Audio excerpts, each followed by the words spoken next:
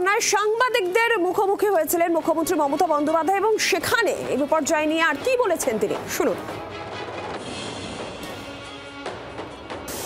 এবারে অতিরিক্ত বর্ষণ হয়েছে 12 ঘন্টা, এবার এখানেও কি হয়েছে 300 মিলিমিটার 12 ঘন্টা বৃষ্টি হয়েছে, তার মধ্যে 56টা নদীর জল ছেড়ে দেওয়া হয়েছে।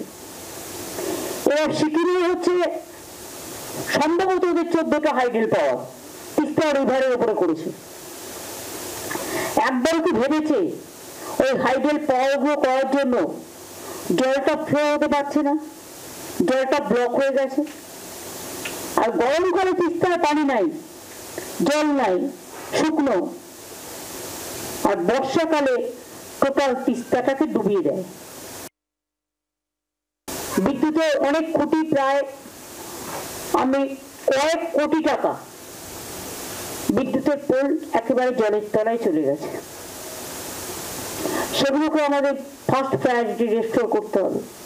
রোহিণীর যে ল্যান্ডস্লাইডটা হয়েছে সেটা অলরেডি আজ থেকে কাজ শুরু করেছে। আশা করি এটা 10-11 দিনের মধ্যে কমপ্লিট হয়ে যাবে। 2 হচ্ছে মিরিকে আপনারা দেখলেন নতুন পাকা ব্রিজ তৈরি হয়েছে, 54 কোটি টাকা দেওয়া হয়েছে। এই ব্রিজটা একটু ড্যামেজ ছিল বলেই নতুন ব্রিজ করা হচ্ছিল, সেই জন্য ওদের ওখানে পাইপ দিয়ে একটা ব্রিজ তৈরি করে দেওয়া হচ্ছে। এরপর ধরুন কিছু ছোট ছোট কাঠের ব্রিজ যেগুলো তলিয়ে গেছে, ছোট ছোট কাজগুলো আগে ছোট ছোট ভাবে করবো। বাংলার আওয়াজ, বাঙালির আবেগ, জি 24 ঘন্টা।